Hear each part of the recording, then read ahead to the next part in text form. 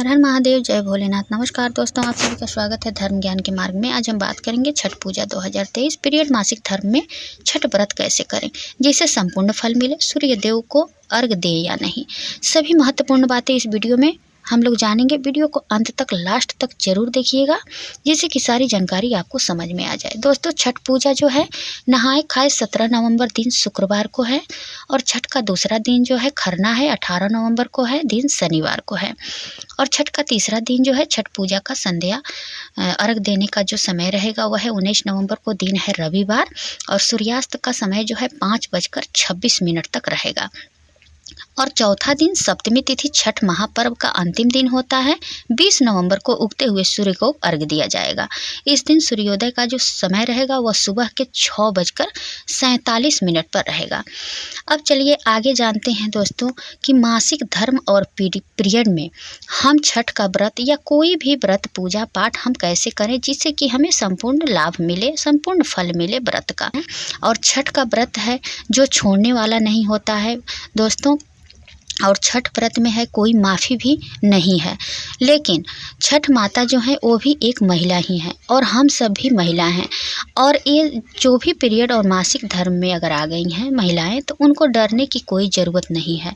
आप लोग व्रत को सहिए, यानी कि आपको भूखे रहना है या और पूजा पाठ का कोई भी चीज़ आपको छूना नहीं है। ये नहीं है कि आपको व्रत का फल नहीं मिलेगा, ज़रूर मिलेगा, संपूर्ण फल मिलेगा। आपको व्रत रखना ही रखना है। नहाए खाए के दिन भी आपको नियम विधि से आपको नहाए खाए भी करना है, बाल धोना है, स्नान करना है। उस दिन दोस्तों लौकी की सब्ज़ी खाया जाता है, मसूर का दाल नहीं खाया जाता है, यानी कि दाल चावल और लौकी का सब्ज़ी खाया जाता है। इस दिन बांग्ला का दाल और अरहर का दाल लोग खाता है, मसूर का दाल नहीं खाया जाता है। बैगन, लहसुन, प्याज सभी वर्जित होते हैं। तो आप लोग पूरे नियम धर्म आपको करना है, लेकिन आपको पूजा का जो चीज़ है वो छूना नहीं है। बस इतना ध्यान रखना है दोस्तों। देखिए 5 दिन का जो समय होता है, 5 दिन, 6 दिन, 7 दिन का, यह अशुद्धि का समय होता है। महिलाओं के लिए बहुत बड़ा यह पूरा दिन माना जाता है और इसमें अशुद्धि के चलते हम लोग कुछ छू नहीं पाते हैं। पूजा के सामान ऐसे भी हम लोग को छूना नहीं चाहिए।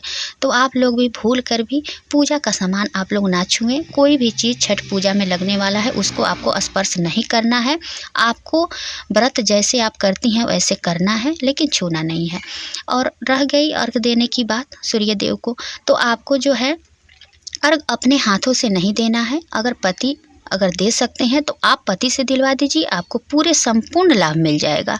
व्रत आपको रख लेना है, भूखे आपको रहना है, सभी नियम विधि करना है, केवल आपको छूना नहीं है बस। अगर नहीं छूते हैं और पूरा व्रत आप नियम विधि से करते हैं तो आपको पूरा संपूर्ण फल अवश्य मिलेगा। तो आप लोग देखिए, अगर अगल बगल में भी लोग हैं, ऐसे भी होता है कि अर्घ दूसरे से भी दिलवा दिया जाता है। अगर जब कोई भी महिला अशुद्धि अवस्था में होती है तो वह अर्घ जो है दूसरे किसी से भी हम दिलवा सकते हैं। वहाँ पे आपको घाट पर जाना है, लेकिन थोड़ा सा अलग रहना है।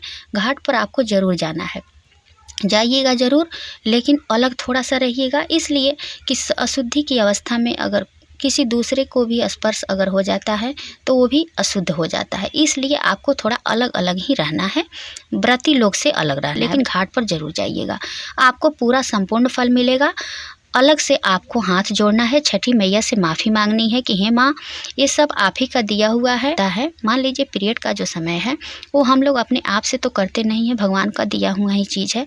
तो बस केवल आपको स्पर्श नहीं करना है, आप अपने पति से अर्घ दिलवा दीजिए, या घर में कोई भी व्यक्ति अगर दूसरा कोई है, देवरानी जेठानी जो भी है छठ कर रही हैं तो उनसे आप अर्घ दिलवाइए, लेकिन व्रत आपको रखना ही रखना है। घाट पर भी जाना है, थोड़ा अलग रहना है।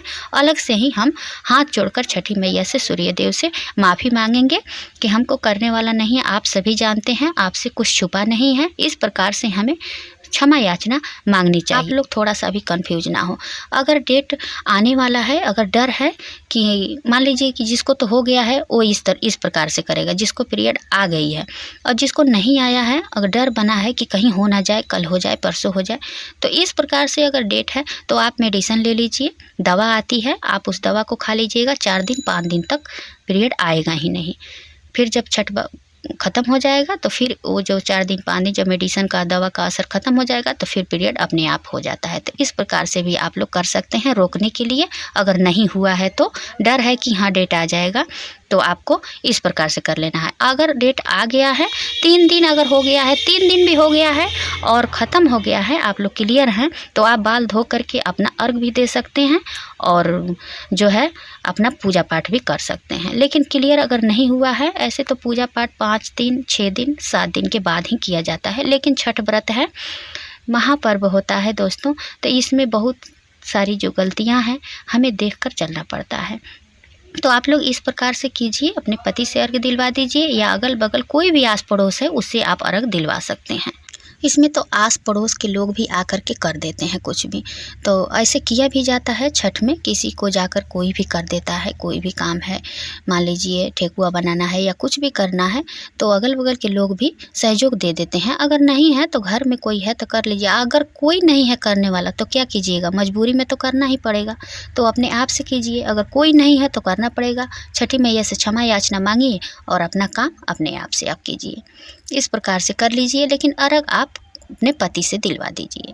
उम्मीद करती हूँ कि यह वीडियो आपको पसंद आएगी। दोस्तों ऐसे ही वीडियो देखने के लिए आप लोग वीडियो को लाइक और चैनल को सब्सक्राइब करके घंटा को ज़रूर दबा लीजिएगा, जिससे कि हमारे वीडियो के नए नोटिफिकेशन सबसे पहले आप तक पहुँचे। फिर मिलती हूँ एक नए वीडियो के साथ, तब तक के लिए बाय, धन्यवाद। कमेंट बॉक्स में जय छठी मैया ज़रूर लिखिएगा, इनकी कृपा पाने के लिए। सदा छठी मैया कृपा आप लोगों पर बनी रहे।